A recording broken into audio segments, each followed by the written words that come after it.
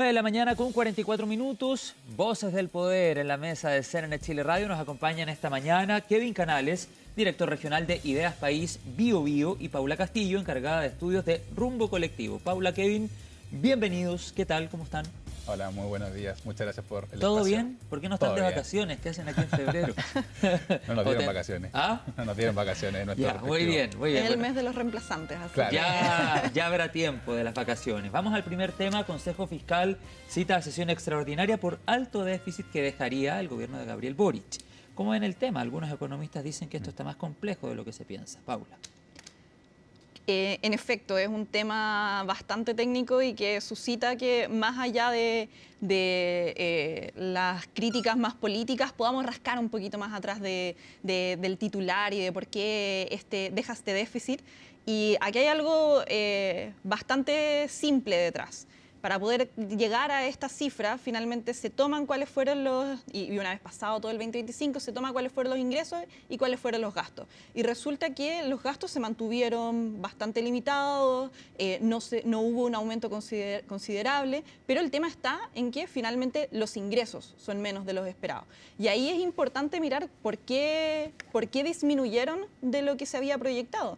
Resulta que hay varios factores, se recauda menos de lo esperado, están también los PPM, y finalmente suscita un poco esta discusión de, y entonces, ¿qué podemos hacer para disminuir este déficit? Y en qué condiciones también deja para el futuro gobierno. Sí, y en ese sentido, Kevin, ¿cuál es tu opinión al respecto de lo que señalaba Paula? ¿Se está gastando más de lo que tenemos en términos más simples?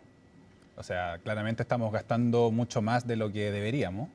La situación es particularmente grave porque la proyección es mucho peor de lo que se esperaba. Se sabía que el gobierno iba a incumplir la meta fiscal por tercer año consecutivo, pero no se sabía que era de esta magnitud. Y justamente, bueno, como dice Paula, hay primero una sobreestimación de los ingresos, que es algo que el Consejo Fiscal Autónomo había advertido en muchas ocasiones. Le dijo al gobierno, usted está haciendo mal los cálculos, y aún así no se rectificó, que es lo que debería haber ocurrido. Debería haber una reducción sustantiva del gasto público.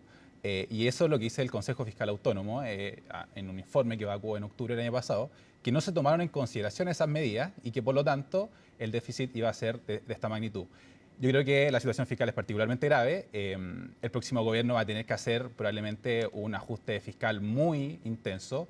Incluso habían ya algunos economistas que están planteando que los 6.000 millones de dólares se quedarían cortos para la magnitud de lo que se tiene que realizar. Eso les quería preguntar, o sea, en el fondo, luego de que este tema se instala, ¿se justifica a ojos de la ciudadanía o se justifica en el discurso que eventualmente van a mantener las próximas autoridades la política de recortes de la que tanto se habló durante la campaña? Paula. Es que yo creo que aquí hay dos cosas. Primero, yo creo que también hay que ponerle un poco de paños fríos cuando se dice, oye, es que esto es lo más grave que pudo haber pasado. Hay un déficit preliminar que se estima que va a ser del 3,5%, que es más de lo que originalmente se había calculado, pero es también porque se trata de estimaciones que por distintos factores pueden variar de lo que finalmente se proyectaba. Pero también este es un gobierno en el cual la deuda bruta que deja se mantiene estable en el 40%. El total de la deuda que va a implicar a lo largo de 4 años son más o menos unos 6 puntos del PIB, que es menos de lo que habían acumulado los 4 años anteriores. Entonces, es una situación fiscal mucho más estable de la que habíamos tenido los últimos 20 años. Y creo que eso también es importante ponerlo sobre la mesa a la hora de poder hacer este balance. Y respecto de lo del gasto fiscal, es curioso porque una de las medidas de corrección que también toma el gobierno respecto de la ley de presupuestos para el 2026 fue precisamente reducir el gasto público en algo así como unos 800.000 millones de pesos. Y cuando se discute esto en el Congreso y se pone sobre la mesa, la oposición, futuro gobierno, se le pregunta, ¿en cuáles áreas se puede hacer este recorte desde ahora ya? Y no fueron capaces de ponerse de acuerdo en ninguna, porque no querían recortar gasto no social, que es básicamente seguridad, defensa, pero tampoco querían recortar gasto social. Entonces, si no se puede cortar el gasto de manera responsable y de manera sostenida en el tiempo, la pregunta debería ser otra. Entonces, ¿de qué manera podemos aumentar los ingresos que recibe el Estado para poder financiar el tamaño que tiene el Estado y también las expectativas de la ciudadanía? Kevin. O sea, a ver, acá hay un hoyo financiero que nos deja este gobierno de 13.000 millones de dólares. Esa es la magnitud de lo que estamos hablando. Además, el déficit sería aún peor si es que el gobierno, porque a veces quizá olvidamos, pero el gobierno recurrió, por ejemplo, al Fondo de Estabilización Económica y Social, retiró el 2024 1.000 millones de dólares, ahora lo que le pide a la Corfo, además de una transferencia para venta de activos, solamente para tapar este hoyo financiero. Podría haber sido mucho peor. Ahora, hay que tener en consideración además que este gobierno no tuvo que enfrentar una emergencia de gran magnitud, como sí, por ejemplo, lo tuvo el presidente Piñera, y por eso las comparaciones con el periodo anterior son completamente injustas, porque el Pero gobierno... habían consecuencias muy recientes, cuando Sí, asume Gabriel Boric, de no, la sí, inflación no, que dejaron los retiros, la pandemia y o sea, todo eso. hay algo de eso, pero cuando el presidente Piñera entrega el gobierno, entrega incluso el gobierno con un presupuesto ya aprobado. De hecho, el 2022, probablemente el único año donde efectivamente se cumple la meta, es de un presupuesto que fue heredado del gobierno del presidente Sebastián Piñera. Y de ahí en adelante los incumplimientos han sido sucesivos, y por eso yo creo que hoy día, por supuesto, que se justifica ante la ciudadanía el recorte de los 6.000 millones de dólares. Por supuesto que es un desafío para el gobierno de Kast ver dónde va a sacar esos fondos, pero también es importante recalcar que aquí se va a necesitar de la ayuda de la oposición, porque es imposible recortar todo este gasto a través de la vía administrativa. Hay un informe del CEP que lo retrata muy bien, y gran parte de esto va a tener que ser el recorte respecto de iniciativas que están alojadas en leyes. Y de hecho, bueno, lo dice incluso la directora de presupuestos, Javiera Martínez, que mucho de este gasto es necesario reducirlo a través de ley también. Ya, Y ahí sentido, esperemos Paula, que contemos con el apoyo de la izquierda. Para que complementemos lo que dice Kevin, temen que comiencen desde marzo en adelante a ponerse en riesgo beneficios sociales. Derechamente te lo pregunto pensando en lo que tal vez la ciudadanía que nos está viendo a esta hora podría interpretar de una conversación que parece muy técnica cuando hablamos de cifras, de porcentajes, del déficit, la deuda, etcétera. Yo creo que el mayor temor que puede tener la ciudadanía es que en definitiva, no sé, la gratuidad no tenga el porcentaje que tiene hasta ahora, o que algún beneficio que recibe mes a mes o cada cierto tiempo ya no esté. Temen derechamente que este tema instalado sobre un déficit fiscal y que ha habido en voz de las próximas autoridades muchas palabras o muchos cuestionamientos a estas cifras que dejaría en malos términos la actual administración, dicen desde la futura administración o del futuro oficialismo. ¿Temen derechamente que esto derive en un término de beneficios sociales? Y si es así, ¿en cuáles eventualmente podrían estar en riesgo? Es una preocupación sobre todo fundada en que, a pesar de las múltiples declaraciones de quienes todavía no son ni presidente, ni ministros, ni subsecretarios, han hecho en múltiples espacios y todavía no son capaces de explicar de dónde va a salir este recorte y esta alta expectativa que fue creada en campaña de recortar en 6.000 millones de dólares el presupuesto. Y como decía antes, ya hubo una oportunidad. No había por qué esperar al 11 de marzo. Esto se pudo haber recortado desde hace meses. Y entonces, ¿por qué no estuvieron los parlamentarios? Hace meses que lo hubiesen expuesto. Que, por ejemplo, se hubiesen hecho más modificaciones en la ley de presupuesto para que entonces el gasto público se hubiese disminuido aún más de lo que se hizo. Se dio la oportunidad. ¿Dónde estuvieron entonces los parlamentarios de republicanos? No hicieron ninguna solicitud específica para recortar en alguna de las áreas. Entonces ahí uno se pregunta, ¿de qué manera se va a ejecutar esta medida si incluso habiendo habido un espacio de tiempo donde ya se pudo haber modificado la ley de presupuestos no se tomó? Si después de varios meses y después de varias declaraciones todavía no se quiere explicitar cómo es que se va a llevar a cabo. Y aún así no se quiere tocar el tema, por ejemplo, respecto de los ingresos. O sea, ¿por qué hubo menores ingresos de los que se esperaban? Porque los 11 mayores contribuyentes del país tributaron en promedio un 20% menos. Porque resulta que el impuesto de primera categoría que grava a las personas que más ganan, teniendo una tasa de 27%, terminaron pagando un 21% y en tiempos de pandemia pagaban un 24%. Entonces, también hay que hacernos la pregunta respecto de cómo el Estado de Chile puede recaudar más dinero. Porque de lo contrario, si seguimos pensando únicamente en reducir el gasto, es imposible que eso sea sostenible en el tiempo sin que también toque políticas sociales, sin que también toque la capacidad económica para financiar más mejoras en materia de seguridad. O sea, si miramos, están, como le decía adelante, están los gastos sociales y los gastos no sociales. ¿En cuál de ellos se va a tocar? Ya, no se va a tocar gastos sociales, ok. ¿Y cuáles son los no sociales? Son seguridad, son defensa. Entonces, ¿en cuáles materias sí se está dispuesto a recortar? ¿Y por qué todavía eso no se ha transparentado? Kevin. Sí, yo creo que está más o menos despejado el punto de que el presidente José Antonio Kast no va a tocar la gratuidad, que no se van a disminuir las pensiones a través de la PGU. Pero también yo creo que lo que hay que hacer es una auditoría total al Estado. Hay que hacerlo de todas maneras en todos los ministerios. Y ahí hay una labor que probablemente es una labor bien de relojería, que es empezar a ver muchos de los programas que están mal evaluados hoy día. Hay muchos programas de transferencias directas incluso que tienen, o sea, por ejemplo, en educación hay un bono del incentivo escolar que tiene una muy mala evaluación, o por ejemplo, incluso que es bien bueno este programa, pero yo siempre en políticas públicas lo he comentado mucho, por ejemplo, el programa que antes se llamaba Yo elijo mi IPC. tiene observaciones de la DIPRES bien malas en el sentido de que los computadores no están efectivamente cumpliendo el objetivo por el cual fue creado ese programa social. Ahora, eso no significa necesariamente que hay que eliminar el programa, hay que reformularlo, pero sí hay muchos otros que si no están cumpliendo el objetivo, y todo lo contrario, están incluso a veces teniendo efectos negativos sobre lo que se requiere, hay que tener la cierta valentía política para disminuir esos programas o directamente sacarlos. Obviamente que hay cuestiones muy sensibles y sustantivas del presidente Kast y sus ministros han sido súper majaderos en que eso no se va a retroceder, pero también hay que meterse en reformas complejas como el empleo público. Es un tema que es difícil de abordar, pero hay que abordarlo de todas maneras, hay que reformar el estatuto administrativo y entre sucesivas medidas hay que llegar de alguna forma a hacer el máximo recorte fiscal posible, porque esta situación es completamente insostenible. Bueno, estamos en Voces del Poder con Kevin Canales y Paula Castillo. Kevin es de Ideas País, región del Biobío, y Paula Castillo, encargada de estudios de rumbo colectivo. Vamos a otro tema que ha estado en la agenda y tiene que ver con el futuro subsecretario de Seguridad Pública, Andrés Joanet. Lo vimos el día de ayer en la bilateral con las autoridades salientes del Ministerio de Seguridad y luego escuchamos y vimos una declaración del presidente electo José Antonio Kast donde le da un espaldarazo, donde blinda a la figura de Andrés Joanet. ¿Qué les parece ese, comillas, blindaje? Y si consideran, y aquí les doy la palabra, que el futuro gobierno va en contra de lo que planteó, por ejemplo, en época de campaña, de que eran pro transparencia, pro probidad, valga la redundancia, y finalmente sale este tema incluso antes de asumir el mandato. Paula. Creo que es complejo cuando se promete tener una mano firme, pero a la interna del equipo se es mucho más indulgente.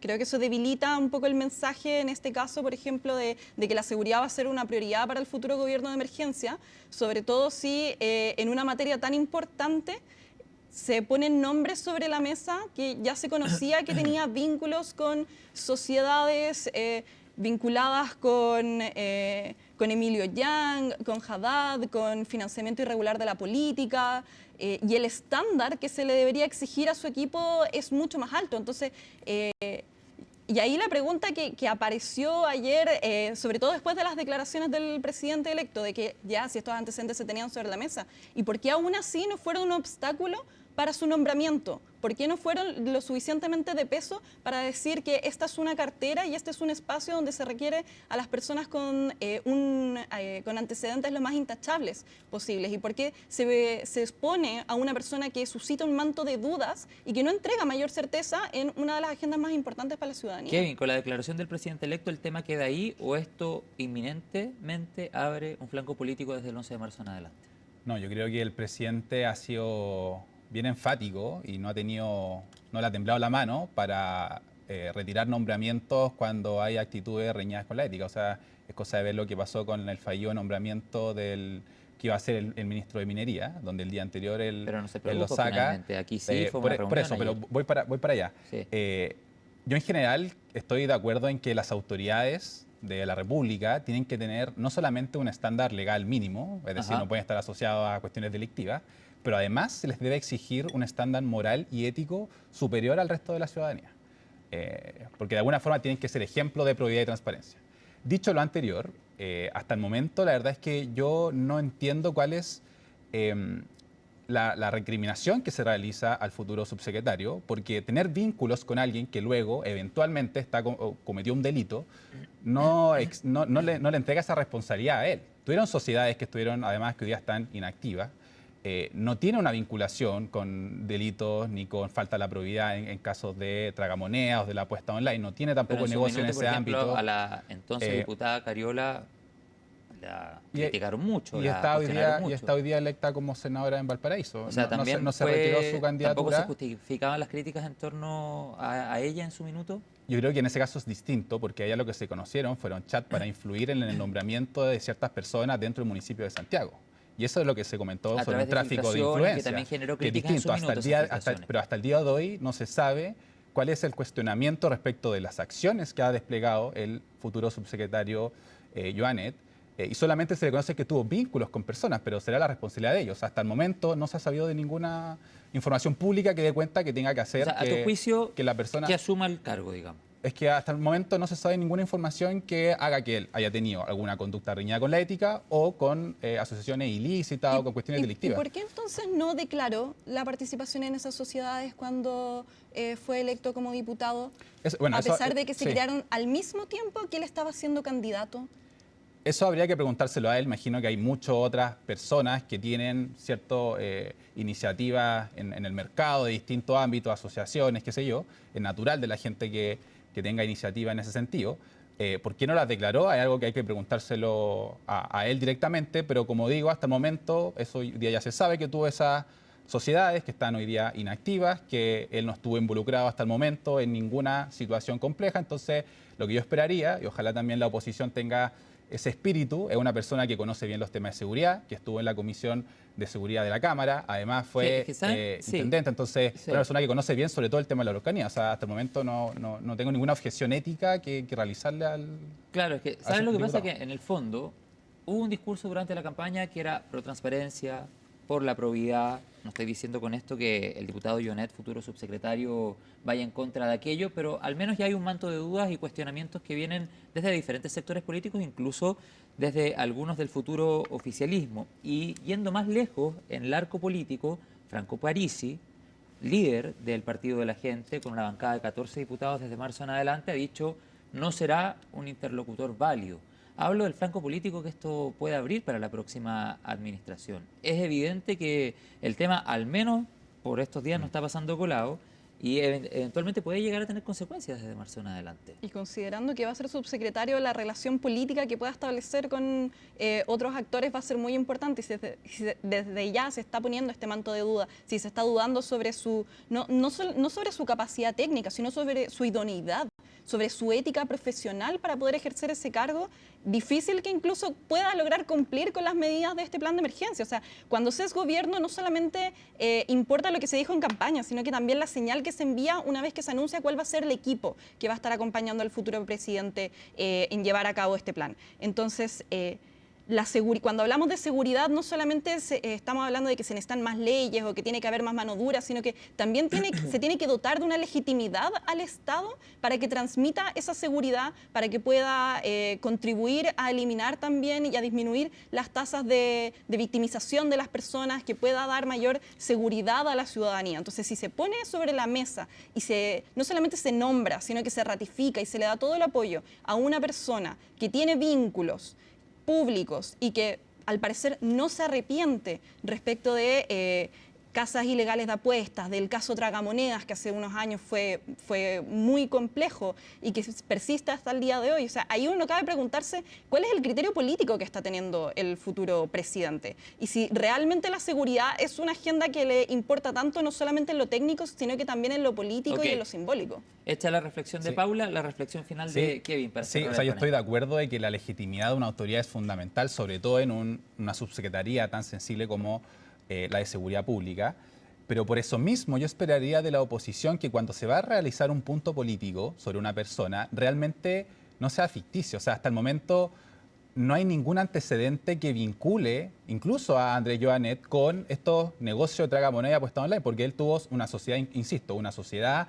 con personas que en sus respectivos iniciativas de mercado tenían obviamente la apuesta online y también el mercado de tragamonedas, pero él incluso no está vinculado con esos mercados. Entonces, como es tan importante la legitimidad de las futuras autoridades, yo esperaría que desde la oposición tengan un espíritu mucho más reflexivo quizás, o no tan, por supuesto, no tan obstruccionista. Y además, bueno, la verdad es que hoy día del actual oficialismo no sé quién ha levantado el punto político contra el gobierno, porque quien lo ha levantado ha sido Johannes Kaiser, que no es parte del oficialismo, y también el Partido de la Gente, que tampoco son parte y que ya se han declarado oposición. Kevin y Paula, yo les quiero agradecer. Vamos a quedar atentos a este tema pensando en que probablemente muchas de las expectativas de que Joanet sea el subsecretario de Seguridad Pública es precisamente en los diálogos políticos que puede generar en el Congreso por su experiencia en el Congreso, y no sabemos cómo va a impactar este tema. Y al menos ya una bancada importante en el futuro Congreso, que es el Partido de la Gente, se ha mostrado en contra. Seguimos atentos. Kevin Canales, Paula Castillo, gracias por estar acá. Muchas gracias.